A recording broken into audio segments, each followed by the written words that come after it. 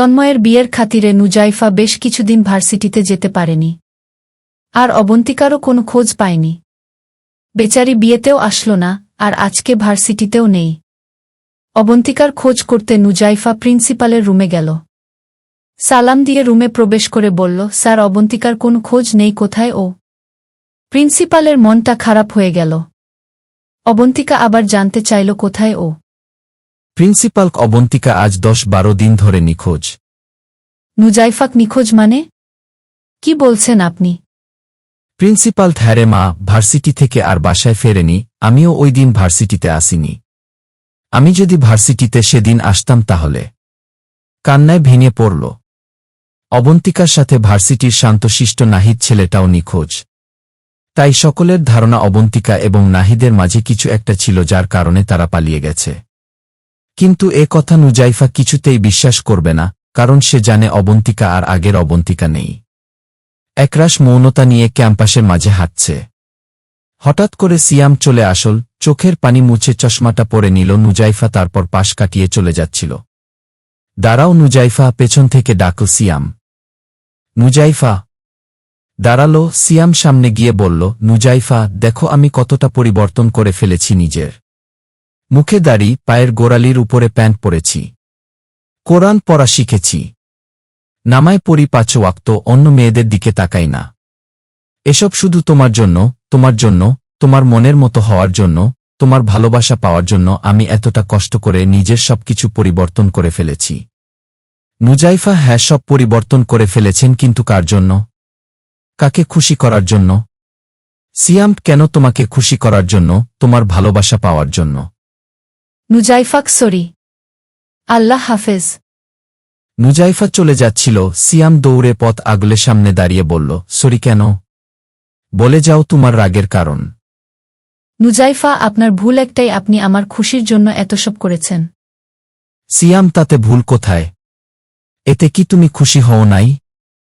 নুজাইফা, অবশ্যই না। নুজাইফা, অবশ্যই না। সিয়াম, কেন? নুজাইফা, কারণ আমি তেমন কেউ না যে আপনি আমাকে খুশি করার জন্য এসব করবেন। সিয়াম, তাহলে? নুজাইফা, যে আপনাকে সৃষ্টি করেছে, তার রহমতের রিজিক থেকে খাদ্য দিয়েছে, লালন পালন করেছেন আমাদের রব, সেই মহান আল্লাহ তায়ালার জন্য যেদিন নিজেকে পরিবর্তন করতে পারবেন, যেদিন আল্লাহ তায়ালাকে খুশি করার জন্য ইসলামী অনুশাসন মেনে চলতে পারবেন, যেদিন জাহান্নামের ভয়ে নিজের ভুল ভ্রান্তি শোধরে নিতে পারবেন, যেদিন আল্লাহকে ভালোবাসার জন্য আমাকে চাইবেন তার আল্লাহর কাছে, ওই দিন আমাদের বাড়িতে বিয়ের প্রস্তাব পাঠিয়ে দিবেন, আমি কবুল করে নেব ইনশাল্লাহ। এ কথা বলে নুজাইফা চলে গেল। সিয়াম মূর্তির মতো দাঁড়িয়ে রইল। তার পরিবর্তনের মাঝেও যে অনেক ভুল রয়ে গেছে। না, শোধরাতে হবে নিজে। যখন তুমি দুনিয়াকে ভালোবাসবে তখন তুমি দুনিয়ার সবকিছু পাবে, কিন্তু পরকালের কিছুই পাবে না। আর যখন তুমি আল্লাহকে ভালোবাসবে তখন তুমি দুনিয়া এবং আখেরাত দুটোই পাবে। আরে ওই কালো ভূত, এদিকে আয়, নুজাইফাকে ডাকল সাফা। নুজাইফা নিঃশব্দে সাফার কাছে গেল। সাফার দিকে তাকিয়ে দেখল ওর মুখে অন্যরকম এক পৈশাচিক হাসি। এমন হাসি যেন ও কিছু একটা পেয়েছে যেটা ওর মনের জ্বালা মিটিয়ে দিয়েছে। সাফা, তোর পাশের ওই প্রিন্সিপালের মেয়েটা কই? নুজাইফা নিশ্চুপ। সাফা ওই দিন খুব বড় বড় কথা বলছিল, আমাকে বের করে দেবে ভার্সিটি থেকে। নুজাইফা এবারও নিশ্চুপ। সাফা, শালি বেয়াদব, এখন তো নিজেই পর পুরুষের সাথে নিরুদ্দেশ। কি বলছিল আমাকে? আমি যেন নিজের গেট আপ এবং বিহেভ চেঞ্জ করে ফেলি। Foul, characterless. নুজাইফা কিছু বলতে পারছিল না, নিঃশব্দে কেঁদেই যাচ্ছিল।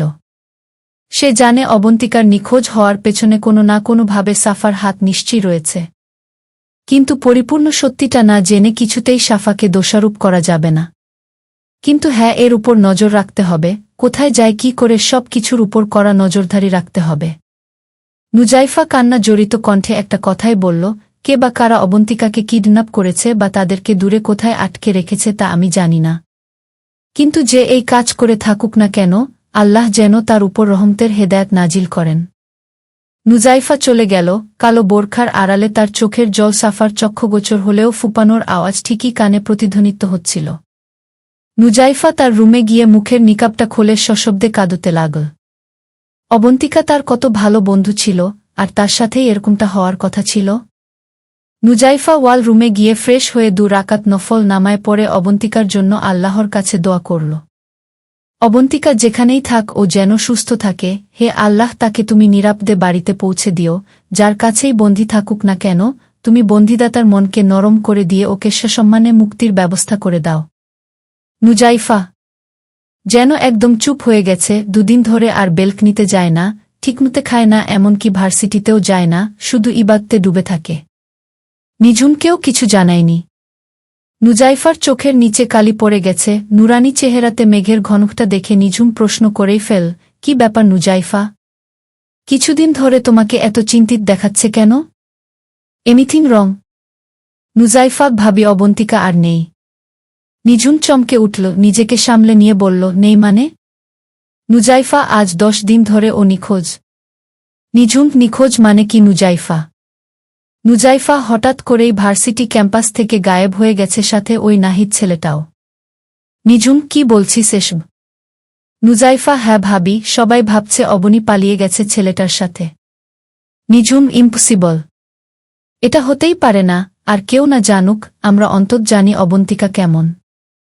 তোর ভাইয়া বাড়িতে আসলে এ ব্যাপারটা নিয়ে আলোচনা করে দেখি কি করা যায়।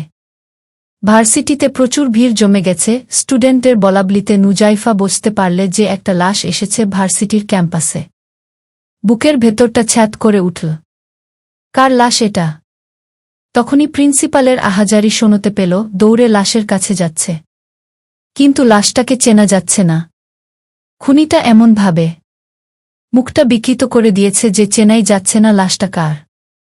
যথারীতি পুলিশ এসে লাশটাকে পোস্ট মর্টেমের জন্য নিয়ে গেল। লাশ শনাক্তের পর এতটুকু জানা গেল যে খুনি প্রথমে মেয়েটাকে গ্যাং রেপ করেছে, পরে তার গলাটা কেটে মুখটা পরিয়ে দিয়েছে। অবশেষে ডিএনএ রিপোর্ট আসলো এবং জানা গেল লাশটি কার।